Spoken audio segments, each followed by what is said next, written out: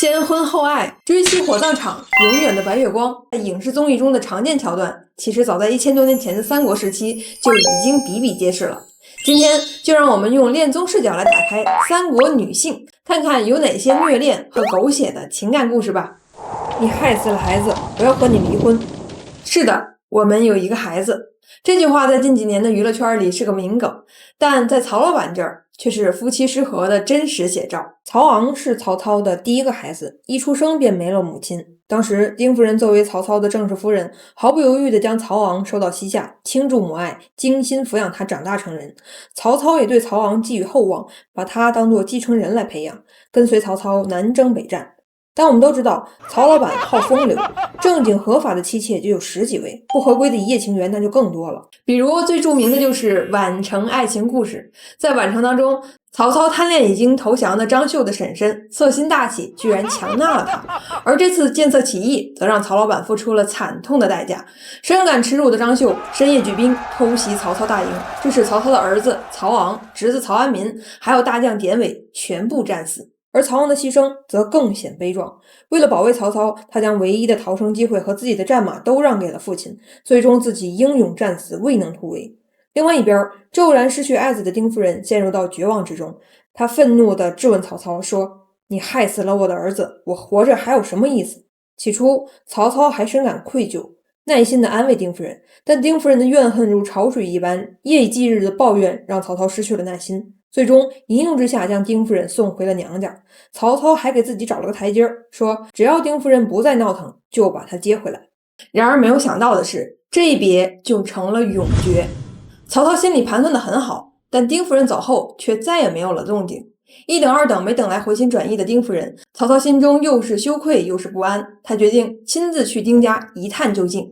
结果到了丁家之后，曹操发现丁夫人一切安好。此时丁夫人正在织布，曹操刚到丁家大门口，仆人就高声通报公至，也就是曹公到了。但丁夫人听到之后充耳未闻，一动不动。曹操见状知道丁夫人还没消气儿，于是呢走到丁夫人身后，将一只手搭在丁夫人背上，轻轻地拍打说：“跟我一起回家吧。”结果丁夫人仍旧自顾自地来织布，根本没有理会曹操。这一下彻底给曹操激怒了，他转身就走，大步流星地往门外赶去。可是等走到门外的时候，曹操还是舍不得丁夫人，于是再次停下来，回头问丁夫人说：“我们俩真的回不到以前了吗？”丁夫人依旧远远地坐在织布机前，一动不动，一言不发。此时曹操终于知道，他再也无法挽回丁夫人的心了。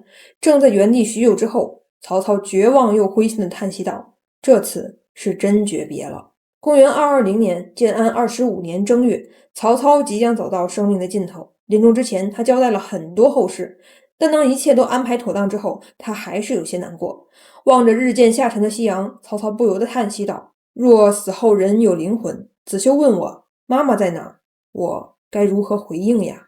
或许对于丁夫人来说，曹操只不过是自己年轻时候曾经深爱过的一个人罢了。我深爱的是以前的你，但现在的你变了。无论你现在能给我除去爱情以外多么美好的东西，我就是不爱你了。兰因絮果，从年少情深走到相看两厌。你可能没有完整的看过《甄嬛传》，但你大概率会知道环环一鸟楚宫腰的甄嬛，以及甄嬛、皇帝、果郡王之间的爱恨情仇。无独有偶，甄嬛这个甄家人的老祖宗甄宓，在某种程度上竟然复刻了甄嬛的故事，堪称是三国版的《甄嬛传》。甄宓出身名门，自小才华过人，相貌不凡。那句大名鼎鼎的“江南有二乔，河北真是俏”说的就是她。但这么美丽的女子，身世浮沉却是非常的坎坷。一开始，甄宓嫁给了袁绍的儿子袁熙，但随着官渡之战大败，袁家垮台的同时，甄宓也在权力的更迭当中，从高门贵女沦为了曹家的俘虏。美人落难的故事从来不是现代爽文的专属情节。相传，在曹丕攻占袁府的那一天，他意外地发现了躲在人身后的甄宓。她头发纷乱，嘤嘤哭泣，脸上沾满了尘土，凌乱却不失美丽。曹丕心生怜悯，拿出手帕来给她擦去泪水，并随口一问：“这是谁？”当他得知这就是甄宓的同时，甄宓那绝美的容颜也展示在了曹丕的眼前，美得让人窒息。由此，曹丕被她的美貌彻底沦陷，一见钟情。不久之后，那位曾经的袁家媳妇儿嫁给了曹丕，成为了曹家的媳妇儿。甄宓的人生篇章从此揭开了崭新的一页。嫁给曹丕之后，两人感情真挚，着实度过了一段甜美的蜜月期。甄宓不仅给曹丕生下了长子曹睿和女儿东乡公主，而且还用自己独有的温婉和柔情，时时感化着曹丕。但谁都没有想到，如此恩爱、甜美、戏剧的爱情故事，最终结果却是曹丕下诏赐死甄姬，并且死后侮辱尸体，以发掩面，以糠塞口。而究其原因，就在于曹丕这个大猪蹄子移情别恋了。宫女变女王，后妈不好当。爽文当中从来不缺少大女主，而历史上真正的大女主，连名字都透露着一股霸气。接下来出场的这位郭女王，并不是封号为女王，而是本名她就叫女王。郭女王原本也是家世显赫的贵女，但因为父亲犯了罪而沦落为婢女，之后又辗转被当作礼物送到了曹丕的府上。由此，曹丕、甄宓、郭女王就开始上演了相爱相杀的虐恋了。历史记载，郭女王出现在曹丕面前的时候，她正在跟他的兄弟曹植在立储这件事上斗智斗勇。相较于甄宓，郭女王天生就有敏锐的政治头脑和嗅觉，因此呢，郭女王进入曹府之后，逐渐化身成了曹丕的战友，不仅在日常生活中给予关爱和照顾，而且还频频替他出谋划策，成为曹丕坚强的后盾和外置大脑。不过，在宫中有一条亘古不变的定律，也就是有人得宠，便会有人失宠。当曹丕的情感天平逐渐倾向郭女王的时候，他对甄宓就越来越无法忍受了。但其实人家甄宓也没有做什么过分的事儿。随着曹丕在公元220年称帝，他便带着郭女王住到了洛阳，而把甄姬一个人扔在了邺城。在长达2年的时间里，两人几乎没有见上几面。为了挽回曹丕，甄宓写下《堂上行》，寄托给远在洛阳的曹丕。在诗当中，甄姬深情地说：“想见君颜色，感结伤心脾。念君常苦悲，夜夜不能寐。”但曹丕收到诗之后，反而是勃然大怒，认为甄宓写诗是对自己的哀怨和指责，因此盛怒下的曹丕下令赐死甄宓。都说君恩似水，但也可能是洪水。曹丕丝毫不念旧情，赐死妻子不说，还命人将甄宓的尸体弄得披头散发，用头发掩住面庞，再往口里塞满了糠壳。那意思就是，即便是到了阴间，也不能让他再开口说话。心狠至此，可以说甄姬和曹丕的故事正对应了那句兰因絮果，美好的开始，离散的结局。如果说是一般的宫斗，人死灯灭，故事到此为止也就结束了。但甄姬与郭女王的这场恋爱综艺却远没有结束呢。根据《资治通鉴·魏略》记载，甄夫人之所以被曹丕盛怒赐死，其背后有郭女王向曹丕进谗言的因素所在。也就是说，如果没有郭女王的诋毁，甄夫人也不会被赐死。而正是这一点，也注定了郭女王的下场比起甄宓也好不到哪里去。甄姬去世之后，郭女王成为了新一任的皇后。按照宫中的规矩，她需要照顾皇室的下一代。但曹丕的孩子有且只有一个，那就是他与甄宓的儿子曹睿。这下好了，郭女王与曹睿之间的关系变得开始微妙了。曹睿的生母间接死于郭女王之手，而当年的杀母仇人又成了曹睿的继母。曹睿自然不会轻易的放过郭女王。果然，曹丕去世，曹睿一登基，就立刻开始追查当年甄夫人被赐死的事儿。查来查去，最终查到郭女王身上。得知真相的曹睿怒不可遏，他亲自赶往郭女王所在的太后行宫，当面质问郭女王当年的情况。面对愤怒的魏明帝，郭女王无论说什么都已经无法为自己辩解了，或许是以死谢罪，也或许是以死明志，证明清白。郭女王最终选择了最激烈的手段——自杀。在这种级别的虐恋故事，即便是人死了，依旧没能结束。在皇帝的指示之下，郭女王葬礼与生母甄宓是一样的遭遇，也就是曹睿效仿曹丕对待甄姬的方式，将郭女王的头发披散，用头发遮住她的脸庞，并也在她口中塞满了米糠。至此，2代人的爱恨情仇终于走到了尽头。如果郭女王穿越到现代，假如她有什么人生忠告，其中有一条一定是后妈难当。赘婿，政治联姻完成了，老娘要回家。魏国舞台上演着虐恋、背叛、狗血、追妻、火葬场，隔壁的东吴的舞台则是潇洒英雄，爱咋咋地，唯爱自己。三国历史上，品格不逊色于男儿、刚强勇猛的女子孙尚香一定不遑多让。史书上没有孙尚香这个名字，而是尊称她为孙夫人。历史上，孙夫人确实如小说当中那样嫁给了刘备，只不过在封建时代，这种出嫁就是冷冰冰的政治联姻。孙权为了得到荆州，主动拉拢刘备。为了加强双方之间的联系，孙权把自己的妹妹，也就是孙夫人，嫁给了刘备。在这场由兄长主持的联姻当中，江东集团与刘备集团完成了利益交换。